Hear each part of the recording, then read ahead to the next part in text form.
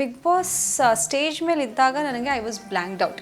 ನನಗೇನು ಗೊತ್ತಾಗ್ತಾ ಇರಲಿಲ್ಲ ಅಲ್ಲಿ. ನನಗೆ ಸಡನ್ನಾಗಿ ಆ ಆ್ಯಕ್ಟಿವಿಟಿ ರೂಮಿಂದ ನಾನು ಕಣ್ಣು ಕಟ್ಟಿ ಬಿಟ್ಟಿದ್ದೆ ಸ್ಟೇಜ್ ಹತ್ರ ಓಪನ್ ಮಾಡಿದ್ದು. ಅಲ್ಲೊಬ್ರು ಬಾಯಿ ಹೇಳೋಕ್ಕೂ ಆಗಲಿಲ್ಲ, ಮನೇನ ಮತ್ತೆ ಲಾಸ್ಟ್ ಒಂದು ಸಲ ನೋಡ್ಕೊಂಬರೋಕ್ಕೂ ಆಗಲಿಲ್ಲ. ನನಗೆ ಸಿಕ್ಕಾಬಡೆ ಬೇಜಾರಾಯಿತು, ಮತ್ತೆ ಎಮೋಷ್ನಲ್ ಆದೆ. ಗೊತ್ತಿಲ್ಲ ಸರ್, ಮೈಂಡ್ ತುಂಬ ಬ್ಲ್ಯಾಂಕ್ ಆಗಿದೆ.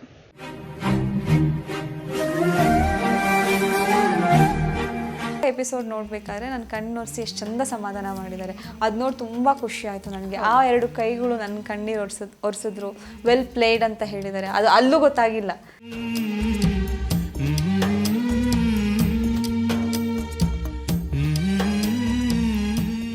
ಎಲಿಮಿನೇಟ್ ಆಗಿದ್ದ ದಿನ ಅಲ್ವಾ ಅದು.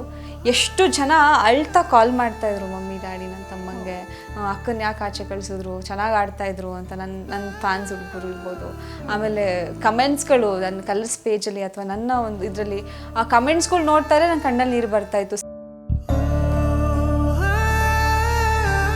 This is my personality. ನಾನು ಇರೋದು ಹೀಗೆ, ಅವ್ರು ಇರೋದು ಹಾಗೆ. ನನಗೆ ವಿರುದ್ಧವಾಗಿ ನನಗೆ ಅಲ್ಲಿರೋಕ್ಕಾಗಲಿಲ್ಲ. ಕೆಲವೊಮ್ಮೆ ನಾನು ಕ್ಷಮಿಸೋ ನೇಚರ್ ಜಾಸ್ತಿ ನನಗೆ. ಈ ಫೇಕ್ ಜನಗಳು ಮದುವೆ ಇರೋಕ್ಕಾಗಲ್ಲ. ಆ್ಯಕ್ಚುಲಿ ನಾನು ಆಚೆ ಕಳ್ಸಿದ್ರೆ ಸಾಕಾಗಿದೆ. ಅವ್ರು ನಮಗೆ ಕಾಲಲ್ಲಿ ಹೋದಾಗ ನಾವು ಓದಿಯೋದು ಎಷ್ಟು ಅಂತ. ಅದು ನಾನಲ್ಲ. ಒಂದು ಆಟಕ್ಕೋಸ್ಕರ ನನ್ನ ವ್ಯಕ್ತಿತ್ವ ನಾನು ಚೇಂಜ್ ಮಾಡ್ಕೊಳಕ್ಕಾಗಲ್ಲ ನನ್ನ ಕೈಯಲ್ಲಿ. ಸೊ ಹಾಗಾಗಿ ನಾನು ಸೈಲೆಂಟ್ ಆಗಿರ್ತೀನಿ.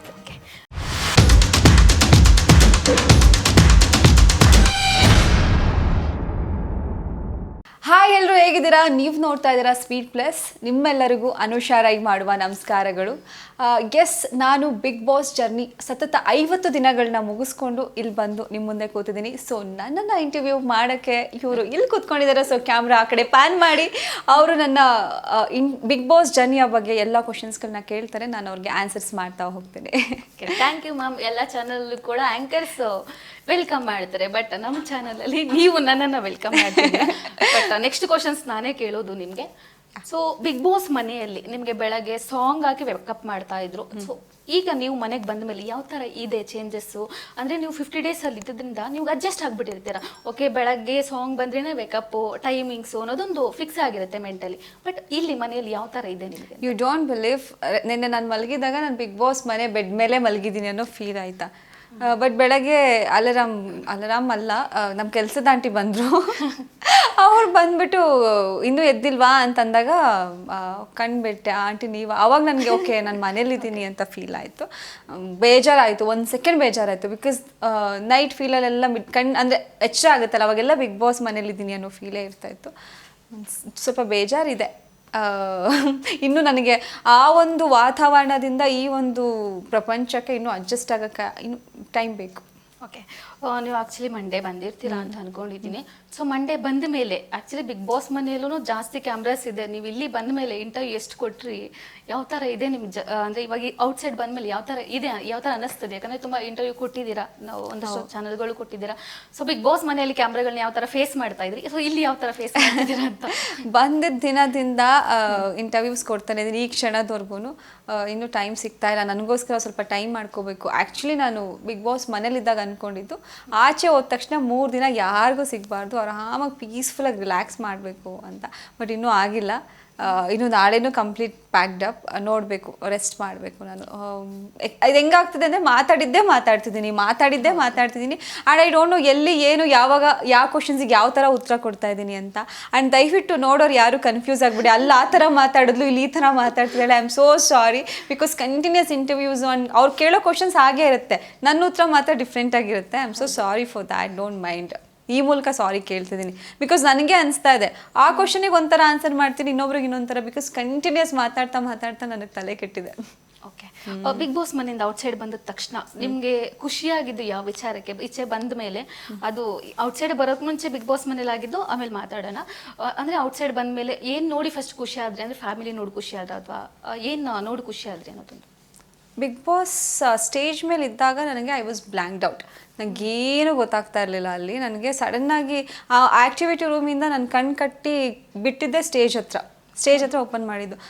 ಅಲ್ಲೊಬ್ರು ಬಾಯಿ ಹೇಳೋಕ್ಕೂ ಆಗಲಿಲ್ಲ, ಮನೇನ ಮತ್ತೆ ಲಾಸ್ಟ್ ಒಂದು ಸಲ ನೋಡ್ಕೊಂಬರೋಕ್ಕೂ ಆಗಲಿಲ್ಲ. ನನಗೆ ಸಿಕ್ಕಾಬಡೆ ಬೇಜಾರಾಯಿತು. ಅವ್ನು ಟಿ ನೋಡಿದ ತಕ್ಷಣ ಮತ್ತೆ ಆ ಮನೆ ನೋಡಿದ್ನಲ್ಲ, ನನ್ನ ಮೆಮೊರೀಸು ಸಿಕ್ಕಾಬಡೆ ಅಳು ಬಂತು ನನಗೆ. ಅಲ್ಲಿ ಸುದೀಪ್ ಸರ್ ಕಣ್ಣು ಒರೆಸಿದ್ದಾರೆ, ಒಂದು ಹಗ್ ಮಾಡಿ ಬೆನ್ನು ತಟ್ಟಿದ್ದಾರೆ. ನನಗದು ಅಷ್ಟು ಗೊತ್ತೇ ಆಗಿಲ್ಲ ಅಲ್ಲಿ. ಮನೆಗೆ ಬಂದಮೇಲೆ ಎಪಿಸೋಡ್ ಅಂದರೆ ನಾನು 9:30ಗೆ ನೋಡೋಕ್ಕಾಗಿರಲಿಲ್ಲ. ಜಿಯೋ ಸಿನಿಮಾಸಲ್ಲಿ ಮತ್ತೆ ರಿಪೀಟ್ ರಾತ್ರಿ 2:30 ನೋಡ್ತಾ ಇದ್ದೆ, ಮಿಡ್ ನೈಟ್ ಸಮ್ ಟೈಮ್. ಆವಾಗ ಎಪಿಸೋಡ್ ನೋಡಬೇಕಾದ್ರೆ ನನ್ನ ಕಣ್ಣು ಒರೆಸಿ ಎಷ್ಟು ಚಂದ ಸಮಾಧಾನ ಮಾಡಿದ್ದಾರೆ. ಅದು ನೋಡಿ ತುಂಬ ಖುಷಿ ಆಯಿತು ನನಗೆ. ಆ 2 ಕೈಗಳು ನನ್ನ ಕಣ್ಣೀರು ಒರೆಸಿದ್ರು. ವೆಲ್ ಪ್ಲೇಡ್ ಅಂತ ಹೇಳಿದ್ದಾರೆ. ಅದು ಅಲ್ಲೂ ಗೊತ್ತಾಗಿಲ್ಲ ನನಗೆ. ಅಲ್ಲಿ ಕಂಪ್ಲೀಟ್ ನಾನು ಏನೂ ಇರಲಿಲ್ಲ, ಬ್ಲೈಂಡ್ ಫುಲ್ ಬ್ಲ್ಯಾಂಕ್ ಆಗಿತ್ತು. ಇಲ್ಲಿ ಬಂದು ನೋಡಿದಾಗ ಸಿಕ್ಕಾಬಡೆ ಖುಷಿ ಆಯಿತು. ಅಂದರೆ ಸುದೀಪ್ ಸರ್ ಅಷ್ಟು ಚಂದ ಸಮಾಧಾನ ಮಾಡಿದ್ದಾರೆ. 50 ದಿನ it's not a easy thing. ಚೆನ್ನಾಗಿ ಆಡಿದ್ದೀರಾ ಅಂತಂದರು. ಇಮ್ಮಿಡಿಯೇಟಾಗಿ ಅಲ್ಲಿ ಅಪ್ಪ ಅಮ್ಮ ನೋಡೋಕೆ ಅವ್ರು ಬಿಡಲಿಲ್ಲ. ನಾನು ಆ ಕಡೆ ಓಡ್ತಾ ಇದ್ದೆ. ನೋ ಪ್ರೋಟೋಕಾಲ್ಸ್ ಅಂತ ಸಡನ್ನಾಗಿ ಅಲ್ಲಿ ಬಿಡಲ್ಲ ಅಂತ ಹಿಂಗೆ ಕರ್ಕೊಂಡು ಬಂದುಬಿಟ್ರು ನನ್ನನ್ನು. ಮನೆಗೆ ಬಂದಮೇಲೆ ಅಳ್ತಾ, ಅಂದರೆ ಸ್ವಲ್ಪ ಬೇಜಾರಿತ್ತು, ಜಾಸ್ತಿ ಅಳೋದಕ್ಕಿಂತ ವೆಲ್ಕಮ್ ಮಾಡಿದ್ರು ನನಗೆ. ಹಿಂಗೆ ಬಂದಿಲ್ಲಿ ಇಲ್ಲಿ ಫುಲ್ ಡೆಕೋರೇಟ್ ಮಾಡಿದ್ರು ವೆಲ್ಕಮ್ ಬ್ಯಾಕ್ ಅಂತ. ಅದು ನೋಡಿದಾಗ ನಾನು ಖುಷಿ ಪಡ್ಲಾ ಬೇಜಾರಾಗ್ಲಾ ಅಂತ ಕೇಳಿದೆ ಅಲ್ಲಿ ನಿಂತ್ಕೊಂಡು ಎಂಟ್ರೆನ್ಸಲ್ಲಿ. ಇದು ನೋಡಿ ನಾನು ಖುಷಿ ಪಡ್ಲಾ ವೆಲ್ಕಮ್ ಬ್ಯಾಕ್ ಅಂತ ನೀವು ಇಷ್ಟು ಚಂದ ಡೆಕೋರೇಟ್ ಮಾಡಿ ಕರ್ಸ್ಕೊತಾ ಇರೋದು, ಅಥವಾ ಅರ್ಧಕ್ಕೆ ಮುಗಿಸ್ಕೊಂಡು ಬಂದು ನಾನು ಬೇಜಾರಾಗ್ಲಾ ಅಂತ ಕೇಳಿದ್ದಕ್ಕೆ ತೋರಿಸಿದ್ರು. ಫೋನ್ ತೊಗೊಂಡು ನೋಡು ನಿನ್ನ ಬಗ್ಗೆ ಇರುವಂಥ ರಿವ್ಯೂಸ್ ಅಂದಾಗ ಎಲ್ಲ ಕಡೆ ಪಾಸಿಟಿವ್ ಆಗಿತ್ತು. ಆ್ಯಂಡ್ ಎಲಿಮಿನೇಟ್ ಆಗಿದ್ದ ದಿನ ಅಲ್ವಾ ಅದು. ಎಷ್ಟು ಜನ ಅಳ್ತಾ ಕಾಲ್ ಮಾಡ್ತಾಯಿದ್ರು, ಮಮ್ಮಿ ಡ್ಯಾಡಿ ನನ್ನ ತಮ್ಮಂಗೆ ಅಕ್ಕನ ಯಾಕೆ ಆಚೆ ಕಳಿಸಿದ್ರು, ಚೆನ್ನಾಗಿ ಆಡ್ತಾಯಿದ್ರು ಅಂತ ನನ್ನ ಫ್ಯಾನ್ಸ್ ಹುಡುಗರು ಇರ್ಬೋದು. ಆಮೇಲೆ ಕಮೆಂಟ್ಸ್ಗಳು ನನ್ನ ಕಲರ್ಸ್ ಪೇಜಲ್ಲಿ ಅಥವಾ ನನ್ನ ಒಂದು ಇದರಲ್ಲಿ ಆ ಕಮೆಂಟ್ಸ್ಗಳು ನೋಡ್ತಾರೆ ನನ್ನ ಕಣ್ಣಲ್ಲಿ ನೀರು ಬರ್ತಾಯಿತ್ತು. ಸೇಮ್ ನನ್ನನ್ನು ಅವ್ರ ಮಗಳಾಗಿ ಸ್ವೀಕರಿಸ್ಕೊಂಡು ಅವ್ರ ಮಗಳು ಕಣ್ಣಲ್ಲಿ ನೀರು ಬರ್ತಿದ್ಯೋನೋ ಅನ್ನೋ ರೀತಿ ಕಮೆಂಟ್ಸ್ಗಳಿತ್ತು. ಅದು ನೋಡಿ ನಂಗೆ ನಿಜ ಭಾವುಕಲಾದೆ. ಖುಷಿ ಆಯಿತು ನನಗೆ. ಓಕೆ, ಅರ್ಧಕ್ಕೆ ನನ್ನ ಜರ್ನಿ ಮುಗಿಸ್ಕೊಂಡು ಬಂದ್ರೂ ಇಷ್ಟು ಜನ ನನಗೆ ಪ್ರೀತಿ ಕೊಟ್ಟಿದ್ದಾರಲ್ಲ, ಅದ್ರ ಮುಂದೆ ಬೇರೆ ಏನೂ ಇಲ್ಲ ಅಂತ ಅಂದ್ಕೊಂಡೆ. ಓಕೆ, ನೀವು ಬಿಗ್ ಬಾಸ್ ಮನೆಯಲ್ಲಿ ಅಂದರೆ ಬಿಗ್ ಬಾಸ್ ಮನೆಗೆ ಹೋಗೋರೆಲ್ಲರೂ ಕೂಡ ನಾವು ಕಪ್ ಗೆದ್ದು ಬರಬೇಕು, ಅಟ್ಲೀಸ್ಟ್ ಟಾಪ್ 5 ಆದರೂ ಇರಬೇಕು ಅನ್ನೋದೊಂದು ಆಸೆ ಇಟ್ಕೊಂಡು ಹೋಗ್ತಾರೆ. ಎಲ್ಲೋ ಒಂದು ಕಡೆ ಅನುಷಾ ರೈ ಅವರು ಸ್ವಾರ್ಥಿ ಆಗಲಿಲ್ವಾ? ಅಂದರೆ ತುಂಬ ಸಾಫ್ಟಾಗಿ ಬಿಗ್ ಬಾಸ್ ಮನೆಯಲ್ಲಿ ಇದ್ದದ್ದಕ್ಕೆ ಈ ಥರ ಆಯ್ತಾ ಅನ್ನೋದೊಂದು ಬರುತ್ತೆ ಎಲ್ರಿಗೂ ತಲೆಯಲ್ಲಿ. ಏನು ಕಾರಣ ಇರ್ಬೋದು ಅಂತ ಅನ್ಸುತ್ತೆ ನಿಮಗೆ? ಏನು ಅನ್ಸುತ್ತೆ? ಸೊ ಎಲ್ಲರ ಪ್ರಕಾರ ಸಾಫ್ಟಾಗಿ ಇರಬಾರ್ದು, ಜಗಳನೇ ಆಡಬೇಕು ಅಂದರೆ ಬಿಗ್ ಬಾಸಲ್ಲಿ ಇರ್ಬೋದು ಅನ್ನೋದು ನನಗೆ ಗೊತ್ತಿರಲಿಲ್ಲ. ನಾನು ಅಂದ್ಕೊಂಡಿದ್ದೆ ನಮ್ಮ ಇದು ವ್ಯಕ್ತಿತ್ವಗಳ ಆಟ ಅಂತಂದಾಗ ದಿಸ್ ಇಸ್ ಮೈ ಪರ್ಸ್ನಾಲಿಟಿ, ನಾನು ಇರೋದು ಹೀಗೆ, ಅವ್ರು ಇರೋದು ಹಾಗೆ. ನನಗೆ ವಿರುದ್ಧವಾಗಿ ನನಗೆ ಅಲ್ಲಿರೋಕ್ಕಾಗಲಿಲ್ಲ. ಕೆಲವೊಮ್ಮೆ ನಾನು ಕ್ಷಮಿಸೋ ನೇಚರ್ ಜಾಸ್ತಿ ನನಗೆ. ಕೆಲವೊಮ್ಮೆ ನನಗೆ ಹರ್ಟ್ ಆಗಿದ್ರು, ನೋವು ಮಾಡಿದ್ರು, ಅದು ಟಾಸ್ಕ್ ಅನ್ನೋ ವಿಷಯದಲ್ಲಿ ಮಾಡಿರ್ತಾಯಿದ್ರು. ಕೆಲವೊಮ್ಮೆ ಸಿಕ್ಕಾಪಟ್ಟೆ ನೋವರೇ ಕಿರ್ಚಾಡ್ತಿದ್ದೆ, ಸುಮ್ಮನೆ ಆಗ್ತಾಯಿದ್ದೆ. ಅದು ಬಿಟ್ಟು ಅನ್ನೆಸೆಸರಿಯಾಗಿ ಕೂಗಾಡೋದು, ಕಿರ್ಚಾಡೋದು ನಾನು ಮಾಡ್ತಿರಲಿಲ್ಲ. ಓಕೆ, ನೀನು ಅರ್ಹಳಲ್ಲ ಇಲ್ಲಿರೋಕ್ಕೆ ಅಂತಾರೆ, ಆಯಿತು, ನಿಮ್ಮ opinion, I will respect your decision. ನಾನು ಈ ಮನೆಗಿರೋಕ್ಕೆ ಏನಕ್ಕೆ ಅರ್ಹಳು ಅಂತ ನಾನು ನನ್ನನ್ನು ಪ್ರೂವ್ ಮಾಡ್ಕೋತೀನಿ. ಈ ಥರದ್ದು ಇರ್ತಿತ್ತೆ ಹೊರತು ನನಗಲ್ಲಿ ಏನು ಮಿಸ್ಟೇಕ್ ಆಯಿತು ಅಂತ ನನಗೆ ಗೊತ್ತಿಲ್ಲ. ನನ್ನ ಎಫರ್ಟ್ ನಾನು ಹಾಕಿದ್ದೀನಿ. ಪ್ರಾಬಬ್ಲಿ ನನ್ನಿಂದ ಇನ್ನೂ ಒಂಚೂರು ಜಾಸ್ತಿ ಎಕ್ಸ್ಪೆಕ್ಟೇಷನ್ ಇತ್ತೇನೋ, ಅದನ್ನು ನಾನು ಕೊಡಲಿಲ್ವೇನೋ ಗೊತ್ತಿಲ್ಲ. ಓಕೆ, ನೀವು ಇವಾಗ ಬಿಗ್ ಬಾಸ್ ಮನೆ ಒಳಗಡೆ ಇದ್ದಾಗ ನೋಡಿರ್ತೀರ ಮ್ಯಾಮ್. ಅಂದರೆ ಕಿರ್ಚಾಡೋದಿರ್ಬೋದು, ಒಂದು ಟಾಸ್ಕ್ ಅಂತ ಒಂದು ವಿಚಾರ ಬಂದಾಗ ಅವ್ರ ಫ್ರೆಂಡ್ಸೇ ಆಗಿರಲಿ, ಇವಾಗ ನೀವು ಅವ್ರ ಜೊತೆ ತುಂಬ ಚೆನ್ನಾಗಿದ್ರು ಕೂಡ ಅದನ್ನ ಕೇರ್ ಮಾಡಲ್ಲ ಅವರು. ಟಾಸ್ಕಲ್ಲಿ ಅದೇ ನಾವು ಆ ಟಾಸ್ಕ್ ವಿನ್ ಆಗಬೇಕಷ್ಟೇ ಅನ್ನೋದೊಂದು ಸ್ವಾರ್ಥ ಅವ್ರ ಮೈಂಡಲ್ಲಿ ಬಂದ್ಬಿಡುತ್ತೆ ಆ ಟೈಮಲ್ಲಿ. ನಿಮಗೆ ಆ ಥರ ಒಂದು ಸರಿನೂ ಬಂದಿಲ್ವಾ ಆ ಮೈಂಡಲ್ಲಿ? ಯಾಕಂದರೆ ನಾವು ಆ ಥರ ಅನುಷನ್ ನೋಡೇ ಇಲ್ಲ. ಯಾವಾಗಲೂ ಅಂದರೆ ಕಾಮಾಗಿರ್ತಾ ಇದ್ರಿ, ಸೈಲೆಂಟ್ ಆಗಿರ್ತಾ ಇದ್ರಿ. ಸೊ ನಿಮ್ಗೆ ಆ ಥರ ಯಾವಾಗಲೂ ಒಂದ್ಸರಿ ಯೋಚನೆ ಬರಲಿಲ್ವಾ? ಹೇಗೆ? ಸ್ವಾರ್ಥ ಅಂತ ಬರಲಿಲ್ಲ, ಬಟ್ ನಾನು ಗೆಲ್ಲಬೇಕು ಅಂತ ಆಡ್ತಾ ಇದ್ದೆ. ನಾನು ಗಿವ್ ಅಪ್ ಮಾಡಬಾರ್ದು, ನಾನು 100% ಪುಷ್ ನಾನು ಆಗಬೇಕು, ನಾನು ಗೆಲ್ಲಬೇಕು, ಈ ಮನೇಲಿ ಉಳ್ಕೋಬೇಕು. ಬೇರೆಯವ್ರನ್ನ ತುಳಿದು ನಾನಿಂದೇನೋ ಮಾಡ್ತೀನಿ ಅನ್ನೋ ಒಂದು ಮೈಂಡ್ಸೆಟ್ ನನಗಿರಲಿಲ್ಲ. ನಾನು ಈ ಮನೇಲಿ ಉಳ್ಕೊಳ್ಳೋಕೆ ನನ್ನ ಪ್ರಯತ್ನ ಏನು ಮಾಡಬೇಕು ಅದನ್ನು ನಾನು ಮಾಡ್ತಾ ಇದ್ದೆ. ಸ್ವಾರ್ಥ ಅನ್ನೋದು ನಂಗಿಲ್ಲ. ಆಗಬೇಕು, ಸ್ವಾರ್ಥಿ ಆಗಬೇಕು. ಆ್ಯಕ್ಚುಲಿ ನಾನು ಗೆಲ್ಲಬೇಕು ಅಂತಂದಾಗ ಸ್ವಾರ್ಥಿ ಆಗಬೇಕು. ಪ್ರಾಬಬ್ಲಿ ಅದು ನಾನು ಮಾಡಲಿಲ್ಲ. ಅಲ್ಲ, ನಮಗೆಲ್ಲ ಅದೇ ಶಾಕು. 50 ಡೇಸಲ್ಲಿ 50 ಡೇಸಲ್ಲಿ ನಿಮ್ಗೆ ಒಂದ್ಸರಿನೂ ಅದು ಯೋಚನೆನೂ ಬರಲಿಲ್ವಾ? ಯಾಕಂದ್ರೆ ಅಲ್ಲಿರೋರೆಲ್ಲ ಹಾಗೆ ಬಿಹೇವ್ ಮಾಡ್ತಿರೋದು. ಸೊ ನೀವು ನೋಡಿರ್ತೀರಾ, ನೀವು ಇನ್ನೂ ಒಳಗಡೆ ಇದ್ರಿ, ನಿಮಗೂ ಇನ್ನೂ ತುಂಬ ಚೆನ್ನಾಗಿ ಗೊತ್ತಿರುತ್ತೆ. ಸೊ ಒಂದ್ಸರಿ ನೀವು ಬರಲಿಲ್ವಲ್ಲ ಅನ್ನೋದು ನಿಮ್ಮ ತಲೆಗೆ ಅನ್ನೋದೊಂದು ಗೊತ್ತಿಲ್ಲ. I don't know. ಬಟ್ ಸ್ವಾರ್ಥಿಯಾಗಿ ಆಡಬೇಕು, ಗೆಲ್ಲಬೇಕು ಅಂತಂದಾಗ ಆ ಒಂದು ವೇದಿಕೆಗೆ ನನ್ನನ್ನು ಕಳಿಸಿದಾಗ ಆಡಬೇಕಿತ್ತು.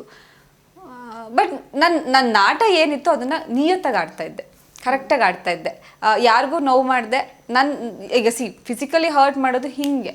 ಹೌದು, ಅವ್ರು ನಮ್ಮನ್ನು ಇಟ್ಕೊಳಕ್ಕೆ ಬಂದಾಗ ನಾವು ತೆಗ್ದು ಎಸೆಯೋದು ಎಷ್ಟೊತ್ತು, ಅವ್ರು ನಮ್ಮನ್ನು ಕಾಲಲ್ಲಿ ಹೋದಾಗ ನಾವು ಒದಿಯೋದು ಎಷ್ಟೊತ್ತು. ಅದು ನಾನಲ್ಲ. ನಾನು ಒಂದು ಆಟಕ್ಕೋಸ್ಕರ ನನ್ನ ವ್ಯಕ್ತಿತ್ವ ನಾನು ಚೇಂಜ್ ಮಾಡ್ಕೊಳಕ್ಕಾಗಲ್ಲ ನನ್ನ ಕೈಯಲ್ಲಿ.